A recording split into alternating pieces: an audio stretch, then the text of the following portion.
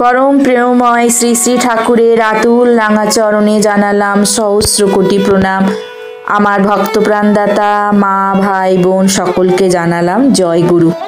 आशा करब आपनारा सकले भालो आछेन सुस्थ आछेन। হচ্ছে ভাদ্র মাসের প্রথম শুক্রবার। এই শুক্রবারটা আপনারা সারা দিন কিভাবে কাটাবেন, কি বিধান দিয়েছেন ঠাকুর, সেগুলো আস্তে ধীরে জেনে নেওয়া যাক। ভাদ্র মাসের তালনবমী তিথিতে যুগপুরুষোত্তম পরম দয়াল শ্রী শ্রী ঠাকুর অনুকূলচন্দ্র সকাল 7টা 5 মিনিটে জন্ম।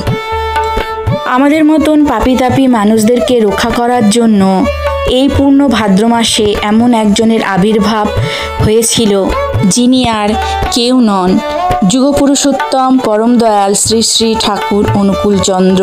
তাই ভাদ্র মাসকে মুক্তি ও ভক্তির মাস হিসেবেও ধরা হয়। এই সময় সৎসঙ্গে আলোচনা, ইষ্ট প্রসঙ্গ বা কথা আলোচনা করা উচিত, যা মানুষের বিভ্রান্তি দূর করতে পারে এবং পথ খুঁজে পেতে সাহায্য করতে পারে।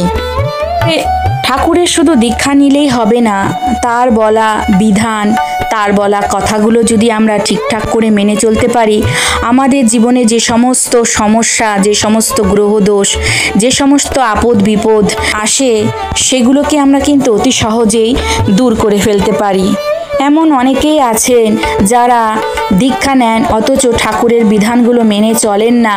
তাদের জীবনে নানা রকমের সমস্যা সম্মুখীন হতে হয়।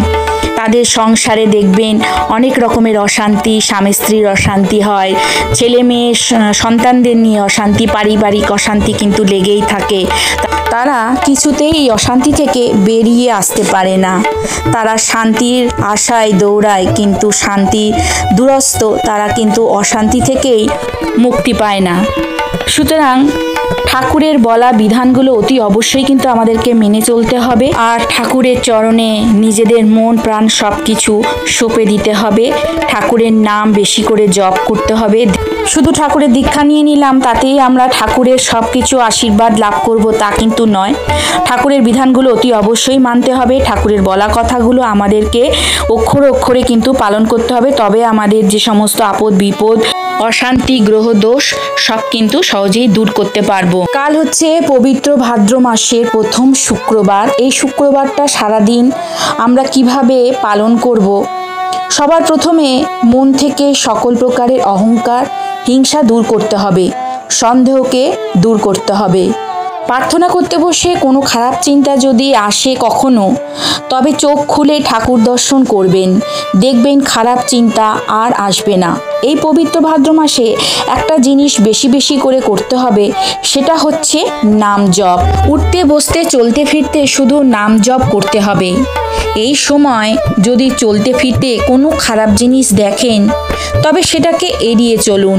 খারাপ কথা বলা, খারাপ শোনা, এগুলোকে এড়িয়ে চলতে হবে। এই দিন খুব সকাল সকাল ঘুম থেকে উঠতে হবে। উঠে প্রথমে যে কাজটি করতে হবে সেটি হচ্ছে বাসি ঘর পরিষ্কার করতে হবে, বাসি রান্নাঘর পরিষ্কার করতে হবে, কারণ রান্নাঘরে কিন্তু মা লক্ষ্মীর বাস। তারপর মায়েদের স্নান সেরে শুদ্ধ বস্ত্র পরে ঠাকুর ঘর পরিষ্কার করতে হবে এবং ফুল দিয়ে ঠাকুরকে নিবেদন করতে হবে।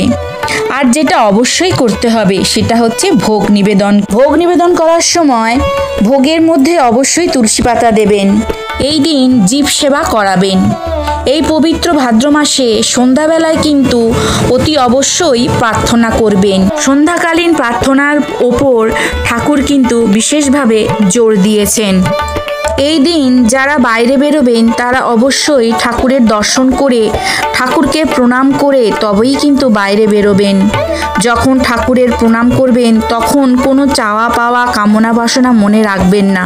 ঠাকুরের কাছে এইসব চাইলে কিন্তু ঠাকুর দেন না।